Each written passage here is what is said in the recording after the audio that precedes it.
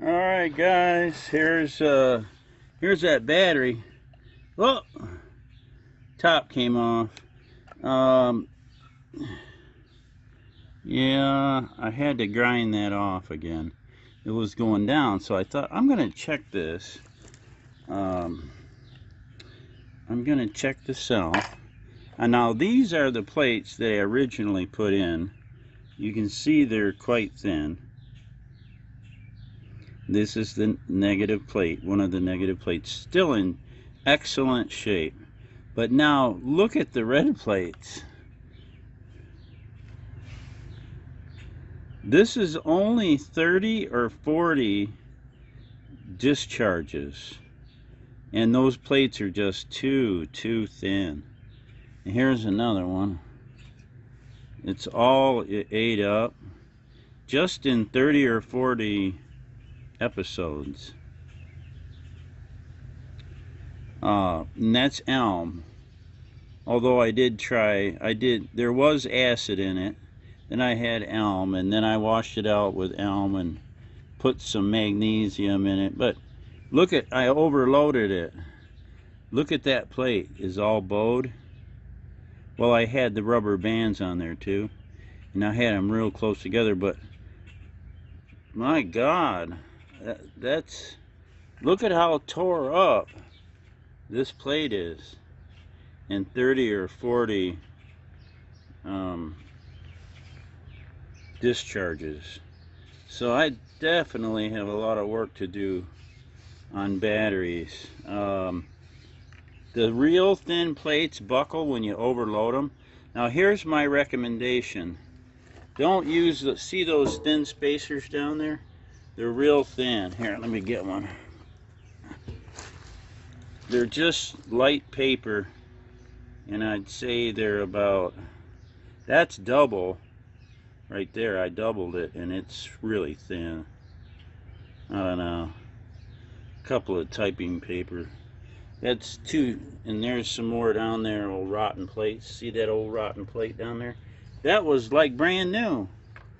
Just last week or so ago, when I started charging and discharging, they were like brand new. So the red plates take a beating. So here's my plan. I had some, I can't tolerate that. What, I'm gonna have to replace the battery every weekend? Forget that. So here's what I got. I got a replacement plate. See how wide it is? See how thick it is? Here's the thickness difference. I'll show you. Here's the two plates. One I originally put in, and then you'll see the difference. Something like 4 times thicker. It's a huge difference. So I'm going to use these really thick plates, and they'll fit just perfect in there. Now the thing you might want to consider is when you put your plates in the box like that, to not have so thin of a spacer. Try to make it thicker, like I did this one. This big cell, I made them thicker with greater distance apart, so you can load this. And this has got the big plates in it here, this big battery. But the little battery, it just had little plates, and I thought, well, it'll be a cute experiment. And it just buckled. It just terrible. I can't even straighten that plate, it's so buckled. And that's because I overloaded it. I put a car headlight on there. No, it was a motorcycle headlight, but you know what I'm saying. It was a lot of current, and it worked. It would charge and discharge, but I abused it. And then also I don't know what to say about the disintegration on the red plate. So time to make the red plates thicker, right? And make the space greater between is a good idea. Reason I say I think it's a good idea is because if you put a car headlight on it, it won't abuse it so badly. You don't want a car headlight on something like this. So as a protective measure, you could just make a wider space so you get the set amount of current without destroying the plate. You see the difference in the plate thickness? Yeah, it's like 4 times. Alright, so that's it for now. I'm gonna solder it all back together, you know, lead weld it with my new machine. Okay, here's another entry. These are the wider cells installed just before I weld them together. I'm putting a lot thicker spacers in there. So yeah, I'll be right back and I'll show you a little more of what's going on, and then I'll report back on the quality of the cell. Now some of the other types of cells they have are I think they call them tubular cells, and the red plate is constructed way bigger. That's where I kind of got the idea and a common sense that if the red plate gets eaten, then you make it bigger, okay, for longevity. Alright, I'll be back. Okay, here's another entry. See the charger, the red light coming on, the red box with the light coming on and off? It's charging up my new cell in pulses. That's the way these new boxes work. It's a 6-volt charger or 12. You see that on there? 2 amp. It's kind of nice. Real cheap, couple of bucks. And this is the newly forming cell right here. As you can see, the edge is still not sealed, and the 2 posts are sticking up. They look like that. See those great big posts?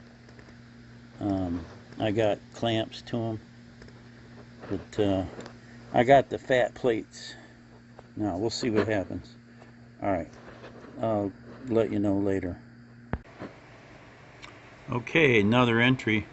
Here it is, sitting there charging in another location, and I've got it holding it up to like there's no amps at all on it.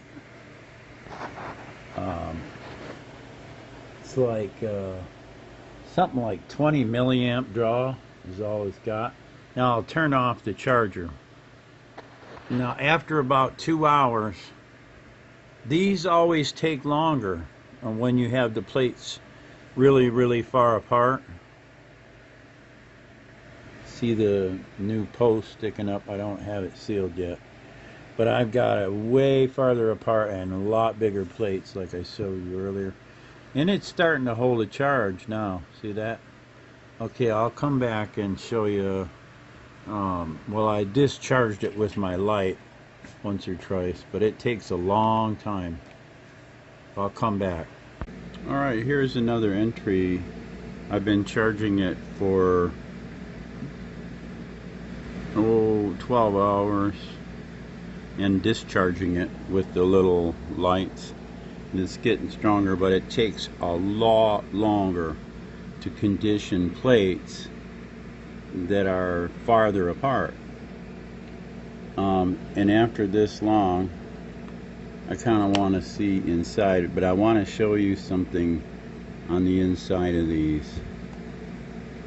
So we'll take all this off for a second. There. Now, right now I just have a hole where the posts come out right there. See the hole? And this sits down really nice now because I had to grind the top. See, the top had to be ground down more, mainly because I made these connections higher.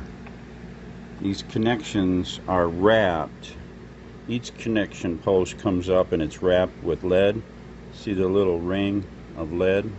And then I fill it with solder. That's much stronger and resistant to corrosion, similar to what they do in a normal battery. They put a lot bigger post than I had. And look at the distance between cells. Okay. And on the far left, you'll see the big fat cells and the little skinny one on the right of each section. There's no sign of it turning red yet or anything. These are huge, thick plates I showed you, and that's my progress. But I've got, you know, I'm getting around 9 volts right now. Let's see, yep, everything's setting down beautifully. Had to grind it with a little Dremel tool, but I learned a lot so far on these batteries. It's important that it lasts a while, and these small plates just don't last. So I wanted you to see the connections, how that they're so much better, and it's taken me a lot longer to